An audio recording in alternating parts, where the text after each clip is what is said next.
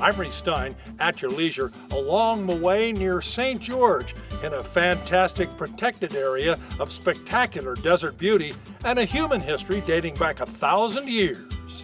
Backed by the spectacular red cliffs, the Santa Clara River Reserve south of Old Highway 91 offers 6,500 acres of pristine desert solitude. The mild, usually dry climate makes for an ideal midwinter escape. It's wonderful. In winter, you're out doing this and seeing this kind of beautiful scenery. We love it down here in the winter. The reserve has 37 miles of trails for hiking, biking, and horseback riding, much through lush stands of creosote, sagebrush, and cactus. R.J. Tippett and his 3-year-old beagle Hootie roam the reserve almost every day. Yeah, you have no qualms about hiking on a trail named Upper Graveyard.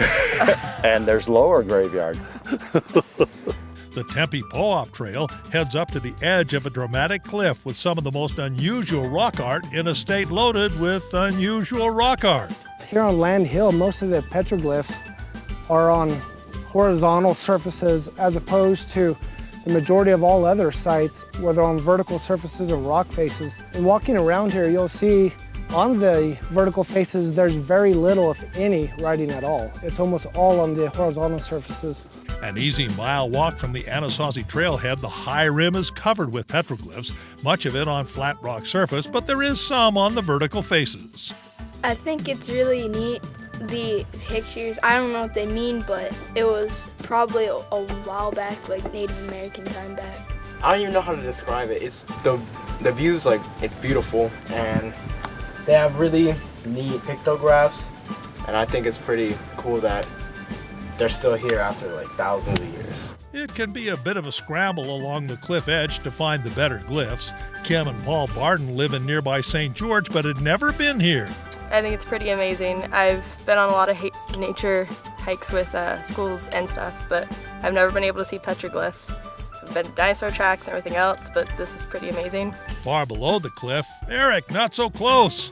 The Santa Clara River carves its way through the valley. The broad, flat, family-friendly ghost trail follows the river. We met up with Reed Searle and his grandkids on this 3-mile out and back. You like going hiking with Grandpa? Yeah, Why? because I get to enjoy nature. What did you see out here? I get to see a lot of beautiful stuff. That beautiful stuff includes rock art high above, lush riparian vegetation, fantastic rock formations on the canyon rim, and playground rocks for the kids below.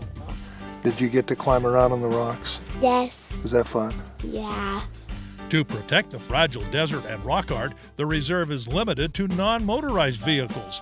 Almost all the trails are open to mountain bikes with a variety of challenges. It's pretty beautiful, especially in the spring. We've kind of been in awe this year at the blooms out here in the springtime on the desert. We've been riding for a little while, and sometimes we might underestimate what the ride would be like for a newcomer, but I think there's several trails here that would suit any skill level of rider. The Santa Clara River Reserve is a favorite with locals because few visitors have yet to discover the area.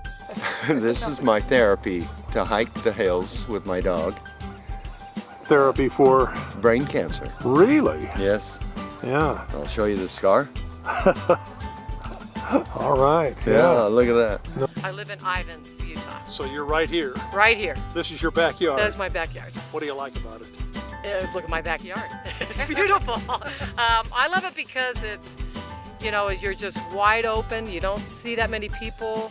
So if you're looking for some seclusion in rapidly growing Washington County, check out the Santa Clara River Reserve. Don't tell anybody. Reece Stein along the way in southern Utah.